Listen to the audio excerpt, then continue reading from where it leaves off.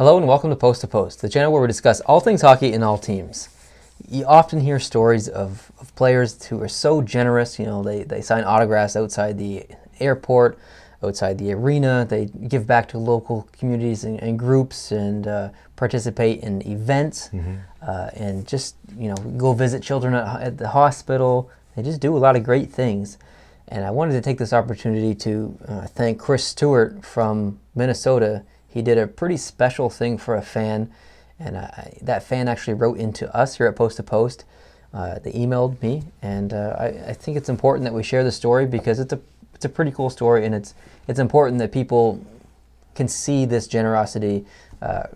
It should be noticed. It's important. So Chris Stewart plays a hard game. He's a pretty tough customer out on the ice, and to see the soft side of him and to see what he did for this kid, it's pretty cool. That's what's great about this sport. You can be battlers on the ice, but off the ice you can be the nicest guy in the world.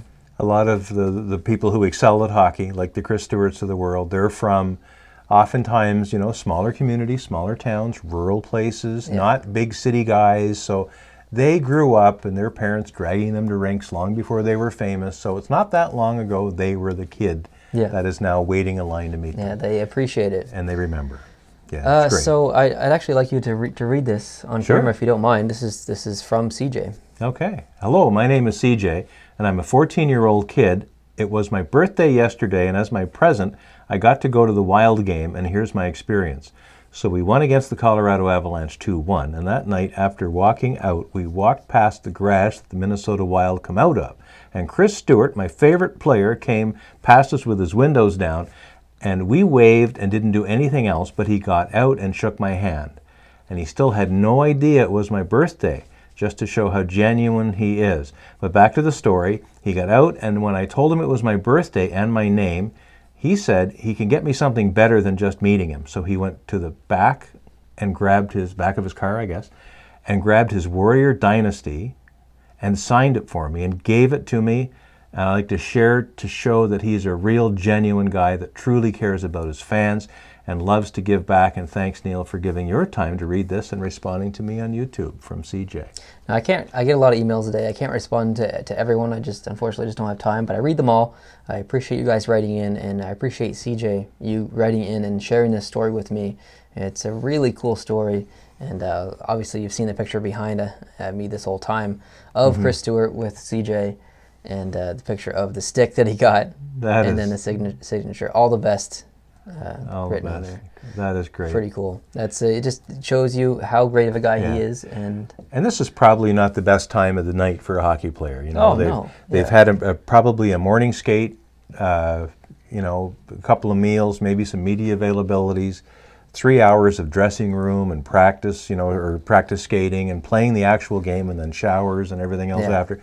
The last thing you want to do is delay your trip home. And we can tell by the picture of him, he's dressed up, but his tie's loose. Yeah. He just wants to go home and get some comfy clothes. But he took the time. And he sees this kid with the jersey on and says, hey, I'm going to stop and say hi to this kid. He's been out here waiting to see somebody, and turns out he was waiting to see his favorite player, which happened to be Chris. Yeah, he's decked out in wild hat, wild jersey, wild pants, and he had a pretty wild night because he got to meet his idol. So that's really awesome. Yeah, good to see. And then to take the time and tell us about it. You know? Because these stories happen all the time, and we only hear about the odd occasion when it's written down and sent. But this happens time and time again all over the NHL and all over the AHL and all the other leagues where kids look up to players that are maybe even in a junior B situation, like they are such role models and such important figures in young people's lives. And when they stop and take the time to do that's a life-changing experience for CJ. Absolutely. CJ will never forget that day. And maybe Chris won't either. Chris Stewart didn't do that because he thought that CJ was going to send it on social media and someone make a video about it on YouTube. He did it because he's a genuine person. I have much more respect for Chris Stewart now, and I'm going to watch him play a little bit more in Minnesota this coming year. So that's a really cool story. And there's so many of these stories that don't get told, that go unnoticed. So I'm glad that we were able to share this with you guys at home. That's really what this is all about, is sharing with the community, involving you guys. So let me know down below in the comment section any stories you have of meeting a player. Did it change your life when you were really young, or did it send you down a path that you maybe wouldn't have gone down or something? It's interesting. I remember meeting Darcy Tucker. Yes. Back, I probably was 10, 9-ish. About that. 9 or 10, yeah. probably. Yeah. We'd come back from a hockey tournament, and you had a medal around your neck, and you still had, you still had the medal. We hadn't even gotten home yet. Yeah. And we had, just before going home, we drove up to the local grocery store, and Darcy Tucker and Jason McDonald, I think it was, were over there, and who was originally from PEI, actually. And they were there doing autographs and talking. Because they were playing for the Fredericton Canadians at the time. They were, back when Fredericton had an AHL team. So Darcy Tucker played for Frederick, and then he went and played for Montreal, and of course then he ended up elsewhere in Toronto, of course.